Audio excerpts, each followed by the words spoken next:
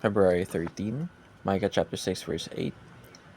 He has shown you, O mortal, what is good, and what does the Lord require of you, to act justly and to love mercy, and to walk humbly with your God.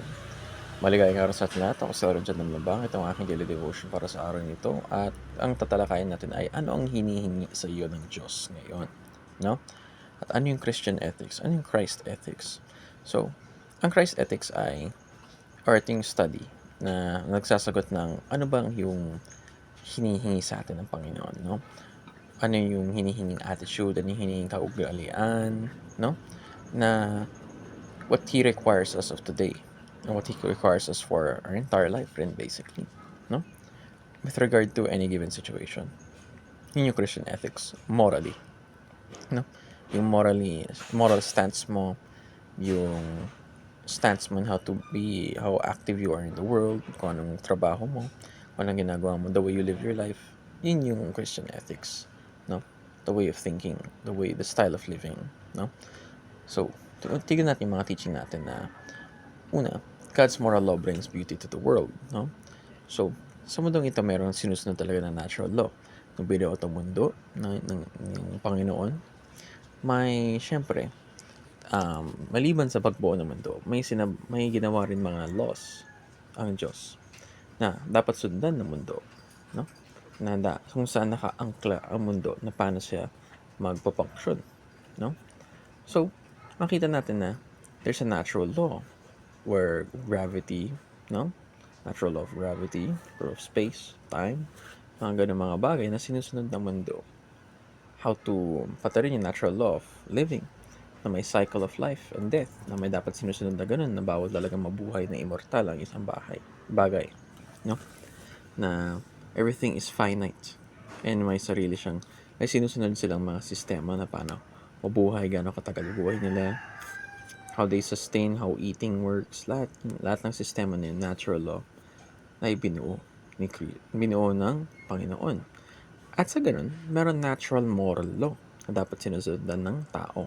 Yung problema ay hindi ito sinusunod ng tao dahil basically hindi nila gusto yung gawin. Dahil nahulog nga tayo sa kasalanan nung the fall of humanity, na dun natin basically na we fell to sin, no? Na as we didn't want to follow God's natural moral law, kung saan pag naging follower ka or nabalik ka kay Kristo, dun mo nararanasan ulit yung ganda, yung beauty ng natural moral law ng Panginoon, no? So, yung God requires this, no? God requires this, or kingdom requires the nations, no? Kumbaga, kung ano man yun ang kalooban ng langit, yun dapat yung sinusunod ng mundo, no? So, the law of heaven, natural moral law of heaven, should also is expected rather, na pati dito na sinusubaybayan natin, no? Ay sinusunod din natin. Na lahat ng nation sa mundong ito ay susunod sa sovereignty ng Panginoon, sa ano yung kalakaran, kung ano man yung batas na moral laws or practical laws, ethical laws in heaven should be followed in this world as well, no? So, ano ibig sabihin nito? Morally speaking, yung paano tayo mabuhay, sinusunod natin yan. Kung paano na, other than yung paano na tayo mabuhay, paano tayo mag-react, yung pati na rin yung lifestyle natin, yung how we work in our day-to-day lives, the practicality, in the sense na pag natatrabaho tayo, dapat may sinusunod tayong standard, no? A law of na kung ano yung dapat sinusundan natin.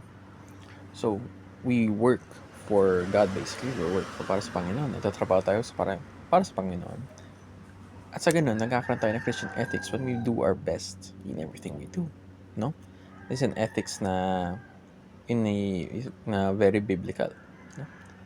And we all should also aim to fulfill or fight evil through Christ by spreading yung pagpapalaganap ng kanyang ebanghelyo sa buong mundo, sa mga tao na kakilala natin, sa mga kaibigan natin, at kung sino man sa mundo na lumalapit sa atin, no? At tayo rin dapat lumapit rin sa kanila, hindi dapat lagi sila lumalapit, no?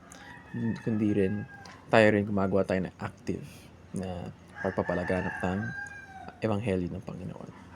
At huli sa lahat, yung isa sa pinaka-importante na law, no, na binibigay sa Biblia, o binigay sa Biblia rather, na kailangan natin sundin, na kung saan pag ginawa mo, kumbaga nagawa mo na lahat ng law, no? This law is yung love your neighbor as you love yourself, no? Love others as I have loved you. Kumbaga pagpapakita ng pag-ibig pagpapakita ng pag-ibig na kagaya ng ginawa ng Diyos sa atin, no? So even if the people around us are unlovable, the people around us are hard to love, very sinful, tayo rin nung bago tayo niligtas, ganun din yung itsura natin, ganun din yung natin, na paano tayo nakikita ng Diyos nun, ganun din natin sila nakikita, pero dapat meron din tayong kakayahan na mahalin din sila, no? To fulfill the law with Christ, na despite lahat ng ginagawa nilang kasamaan, forgiven and pinabalik sa tamang landas, no? So yun lamang, salamat po sa pakikinig at mabuhay.